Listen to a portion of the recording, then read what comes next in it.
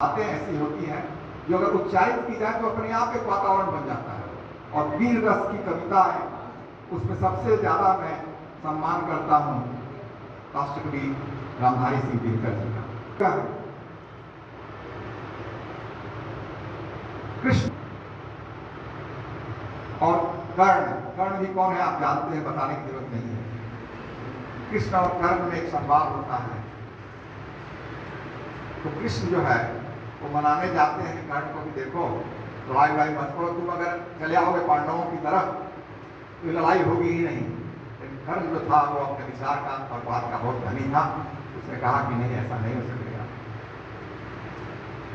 तो उसने कहा कृष्ण जी को, भगवान दिनमणि, दिनमणि मतलब सूर्य, दिनमणि से सुनकर यही कथा मैं भोग चुका हूं ग्लानि व्यथा। हे कृष्ण जरा यह भी सुनिए, सच है या झूठ मन में गुनिए। अपनी माता के बारे में अपनी भावनाओं को व्यक्त करते हैं। यदि अपनी माता के बारे में बहुत अच्छी भावनाएं व्यक्त होती हैं, लेकिन जिन परिस्थितियों में कर्ण का जन्म हुआ था वो भी आपको मालूम है, तो कर्ण के दिल में कुछ उबार था, कुछ ऐसी भावनाएं थी अपनी माता के प्रति। तो उसने कहा कि कैसी होगी वो माँ कराल, निजतन से शिशु को निकाल, धाराओं में धर आती है अथवा जीवित दफनाती है। तो यहाँ भी एक भावना है, एक पुत्र का जिसको विपरीत परिस्थितियों में उसकी माता ने पानी में बहते हुए छोड़ दिया था, इस भावना को व्यक्त किया सकता है। तो हिंदी में जो व्यक्त करने का तरीका है वो अपने ढंग से अलग है और दूसरे ढंग समझते हैं। मैं नहीं समझता हूँ कि अन्य भाषाओं में इतनी सरलता से और इतनी अच्छाइयों से हो सकता है। इसी प्रकार दशरथी का एक 4 लाइन है, ज्यादा मैं आपको लंबी लंबी बात नहीं कहूंगा। श्रेष्ठता की बात कर्ण कहता है।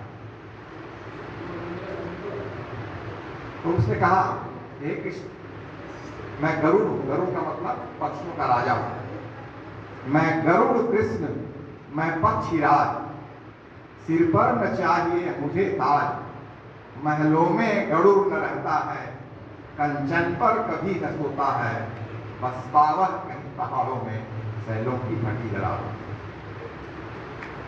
मतलब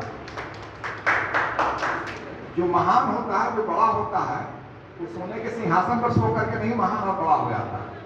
और खासकर आप जो शिक्षक होने जा रहे हैं, आप सबों के लिए ये सब बातें जो मैं कह रहा हूँ, आपको अपने जीवन में इन सब बातों को व्यक्त करने का मौका बहुत मिलेगा। और अपने शिष्यों को, अपने प्रशिक्षुओं को बताने का ये तरीका होगा आपका कि कैसे अपनी बातों को आप ये कर सकते हैं। तो दिनकर जी ने अपनी इन पंक्तियों के माध्यम से ये बताने का प्रयास किया हिंदी में कि बड़प्पन,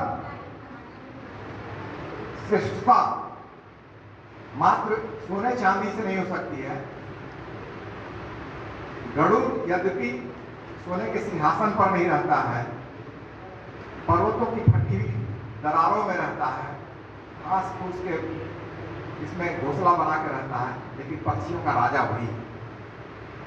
तो कहने का मतलब ये कि एक हिंदी ही ऐसी भाषा है जो विभिन्न समय पर, विभिन्न काल में, विभिन्न मौके पर अपनी भावनाओं को व्यक्त करने के माध्यम को अच्छे ढंग से प्रकट कर सकती है। आज हम उस हिंदी के प्रति सम्मान व्यक्त करने के लिए यहाँ उपस्थित हुए हैं। मैंने सोचा कि जिस हिंदी के प्रति सम्मान व्यक्त करने के लिए आज ये हिंदी पखवाड़े का समापन हम लोग यहाँ कर रहे हैं, उसमें कुछ व्यवहारिक बातें